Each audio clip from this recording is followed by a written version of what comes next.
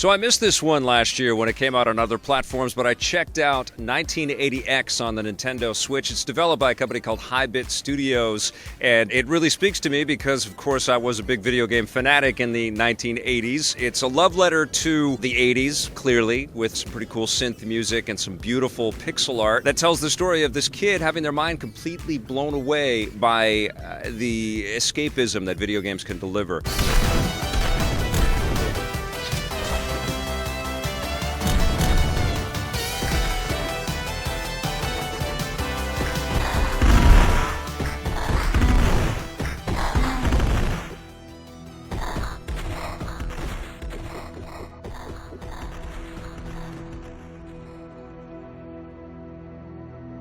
This is a game about a teenager named The Kid. The kid discovers an arcade and walks up to these various disparate machines that offer experiences that we're going to be vaguely familiar with. You know, definitely this is a tip-of-the-hat homage to games like Outrun and Shinobi, a lot of space shooters that we've played like R-Type in the past. There's even a Phantasy Star type derivative in there. There's 5 mini-games in general, and it starts off with the Brawler Mechanics, so it feels a little bit like you're playing a Final Fight game.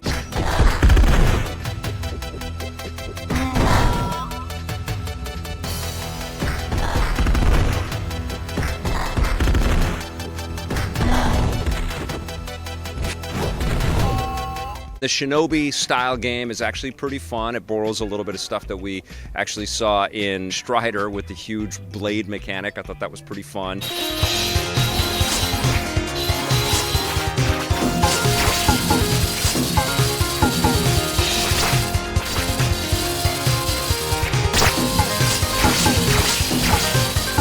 The Outrun racing experience was a little flat, especially when you compare it to the actual Outrun. I didn't mind the beat-em-up experience. I thought that was pretty cool.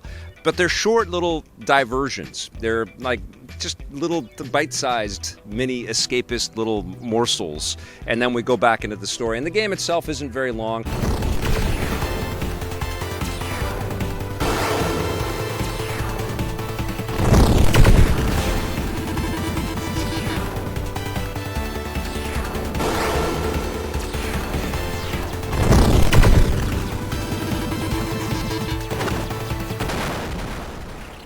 I love this idea. I think the idea is fantastic, and I almost wish that this was a game that could be remade and kind of flesh out the concept in a more profound way. And honestly, this is almost like an invitation to Sega themselves to say, well, that's a great concept. Why don't we build a game around all of our games? I guess you could point at the Yakuza games like that, or even Shenmue back in the day. But to tell a story about, you know, a character kind of growing up and using these experiences through these different arcade experiences to help determine who they are as individuals. And I love that as a concept. It's just that, unfortunately, 1980X doesn't really go deep enough, doesn't really go far enough with that.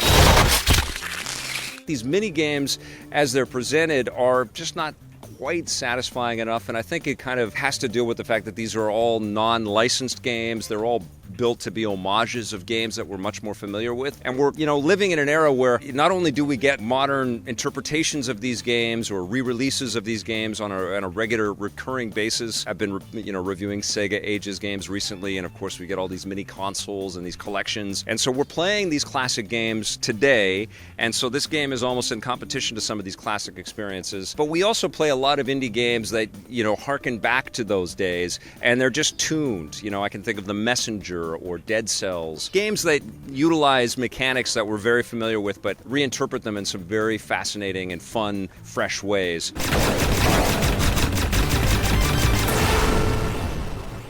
I like it as an exercise. I like it as a concept. I just feel like there's something there that needed to be fully fleshed out. Honestly, this is a game that would benefit from working with real licensed titles and providing more of them. I mean, I think that there is an amazing concept to just let us play through an arcade filled with classic games like this. It's a game dying to be made, and I like that this is a step in that direction, this 1980X. I like the production values, I like the music, I like all of the low barrier to entry. It doesn't cost very much to pick this up.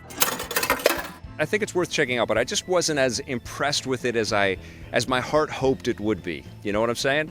I'm going to give 1980X a 6.5 out of 10.